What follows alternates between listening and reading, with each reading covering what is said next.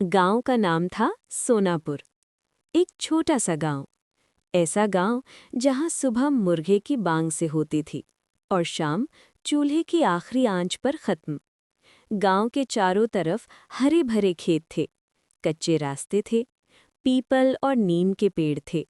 और इसी गांव में रहता था एक गरीब आदमी। उसका नाम था रामू। रामू के पास न जमीन थी, न दुकान थी और न ही कोई पक्का काम। वो हर दिन सुबह सुबह उठता, कभी किसी के खेत में मजदूरी करता तो कभी किसी के घर लकड़ी काट देता। दिन भर की मेहनत के बाद जो थोड़ा बहुत पैसा मिलता, उसी से उसका घर चलता। रामू का घर मिट्टी का बना था। बरसात में छत टपकती थी, सर्दी में ठंडी हवा सीधे अंदर आती थी। फिर भी उस घर में एक चीज की कमी नहीं थी, प्यार। रामू के परिवार में उसकी पत्नी सीता थी और 8 साल की एक बेटी थी, गुड़िया।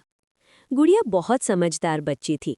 वो जानती थी कि उसके माँ बाप गरीब हैं, इसीलिए वो कभी जिद नहीं करती थी, न खिलौनों की न नए कपड़ों की। एक दिन गुड़िया स्कूल से घर लौटी। उसके हाथ में कॉपी थी, आंखों में थोड़ी चिंता थी। वो धीरे से बोली, बाबा, कल स्कूल की फीस देनी है। रामू कुछ नहीं बोला। वो चुपचाप अपनी जेब टटोलने लगा। उसकी जेब में सिर्फ 10 रुपए थे, सिर्फ 10 रुपए। सीता सब समझ गई। उसने धीरे से कहा, कोई बात नहीं, मैं किसी से उधार मांग लूंगी। लेकिन रामू का दिल बहुत भारी हो गया। उसे सबसे ज्यादा दुख इस बात का था कि वो अपनी बेटी को अच्छी पढ़ाई नहीं दिला पा रहा था। उस रात रामू सो नहीं पाया। वो छत को टक टक देखता रहा, कभी करवट बदलता, कभी गहरी सांस लेता। उसकी आंखों में नींद नहीं थी, बस चिंता थी। अगली सुबह रामू काम की तलाश में गांव के बाहर निकल गया। चलते चलते वो एक पुराने पीपल के पेड़ के नीचे बैठ गया। उसकी टांगें थक गई थीं और मन और भी ज्यादा। तभी वहां एक बूढ़ा साधु आया, सफेद दाढ़ी, फटे पुराने कपड़े, लेकिन चेहरे पर अजीब सी शांति। साधु ने पूछा, बेटा, इतना परेशान क्यों हो? रामू ने पहले कुछ नहीं कहा, फिर जैसे बांध टूट गया हो, उसने अपनी पूरी कहानी साधु को सुना दी। गरीबी, बेटी की पढ़ाई, घर की हालत, सब कुछ। साधु ध्यान से सुनता रहा, फिर हल्की सी मुस्कान के साथ बोला, अगर ईमानदारी से मेहनत करोगे तो भगवान रास्ता जरूर दिखाएंगे। ये कहकर साधु ने अपनी झोली से एक छोटा सा बीज निकाला और रामू के हाथ में देते हुए बोला, इसे अपने घर के पीछे लगाना, रोज पानी देना और लालच मत करना। इतना कहकर साधु धीरे धीरे आगे बढ़ गया।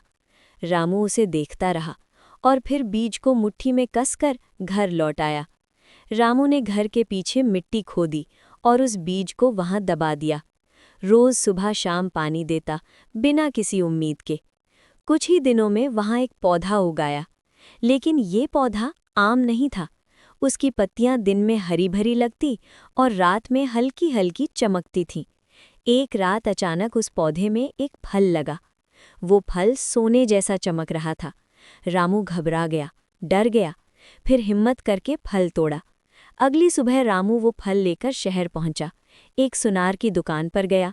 सुनार ने जैसे ही फल देखा, उसकी आंखें फैल गईं। वो बोला, ये तो शुद्ध सोना है। उस दिन रामू की जिंदगी में पहली बार इतना पैसा आया। उसके हाथ कांप रहे थे, आंखों में आंसू थे। रामू ने सबसे पहले गुड़िया की स्कूल फीस भरी, फिर घर की छत ठीक करवाई और पुराने कर्ज चुका दिए। लेकिन रामू नहीं बदला, न घमंड आया न लालच। वो रोज गरीबों को खाना देता और भगवान को धन्यवाद देता। याद रखिए, ईमानदारी सबसे बड़ी दौलत है और लालच हमेशा नुकसान देता है।